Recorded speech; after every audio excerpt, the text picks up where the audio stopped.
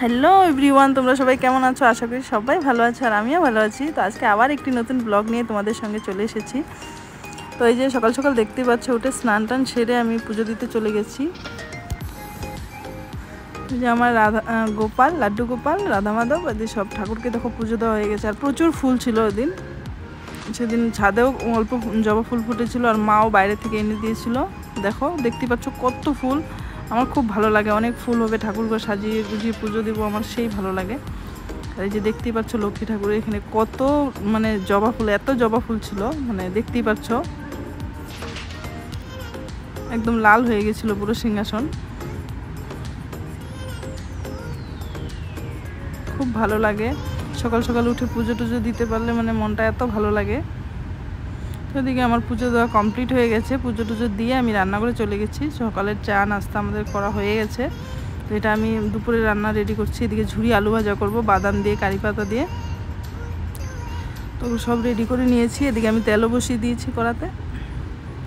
দেখতেই পাচ্ছ আমার এই আলু ভাজাটা খেতে ভীষণ ভালো লাগে। এই আলু ভাজাটা দিয়ে গরম গরম ডাল দিয়ে ভাত খেতে এত ভালো লাগে, বলার মতো নেই। কার কার এই আলু ভাজাটা খেতে ভালো লাগে অবশ্যই কমেন্ট করে জানাবে।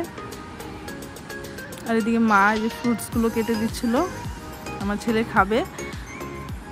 আমার এদিকে আলু ভাজাও হয়ে গেছিলো। এই যে দেখতেই পাচ্ছ কারি পাতা, বাদাম, শুকনো লঙ্কা, আলুগুলো দিয়ে ভাজা রেডি করে আমি এক জায়গায় মিক্স করে নিয়েছি। খুবই ক্রাঞ্চি হয়েছিল আর খেতেও খুবই ভালো হয়েছিল। আমার তো ভীষণ ভালো লাগে এই আলু ভাজাটা খেতে। তো এদিকে আমি দুপুরে রান্নার জন্য মাছগুলো আমি রেডি করে নিয়েছি, লবণ হলুদ মেখে রেখে দিয়েছিলাম। আর এদিকে ডাল বসিয়েছিলাম, ডাল ফোড়ন দিব সেই জন্য পেঁয়াজ রেখে দিয়েছিলাম, মুসুর ডাল বসিয়েছিলাম। এই যে ডালও আমার ফুটে এসেছে। মা এদিকে মিক্স সবজিটাও কেটে রেডি করে দিচ্ছিল। এদিকে ডালটা ফোড়ন দিয়ে নেব আমি, তারপর মাছগুলো ভেজে নেব। তো এই যে দেখো মাছগুলো ভেজে নিচ্ছি।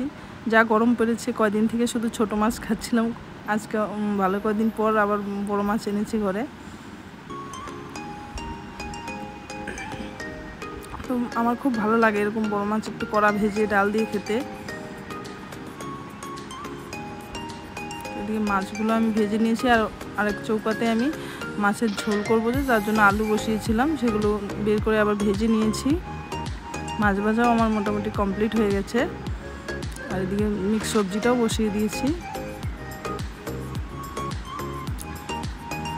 এদিকে আমি মাছ আলু সব রেডি করে নিচ্ছি। এদিকে ঝোলটা বসিয়ে দিব।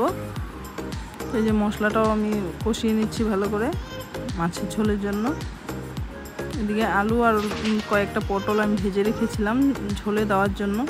এই সবজিটাও আমার হয়ে গেছে, এটা নামিয়ে নিব। আর এই যে মাছের ঝোলও আমার হয়ে গেছে, রান্নাবাড়ি মোটামুটি কমপ্লিট হয়ে গেছে। সব সেরে তেরে রুমে চলে গেছি, ফ্রেশ হয়ে নিব। তারপর দুপুরে খাওয়া দাওয়া করে একটু শুয়েছিলাম। সন্ধ্যাবেলা উঠে সন্ধ্যা পুজো দিব। এই যে নাইটিটা আমি চেঞ্জ করে নিয়েছি। ঠাকুরঘরের লাইটটা নষ্ট হয়ে গেছিলো, তো বারান্দার লাইটের আলোতেই ঠাকুরঘরে পুজো দিচ্ছিলাম।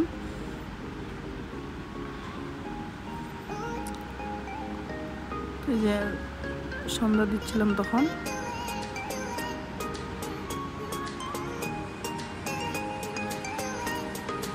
তারপর আমার ছেলে বারবার বলছিল, মা আমি ম্যাগি খাবো, তো ম্যাগি স্যুপ খাবে।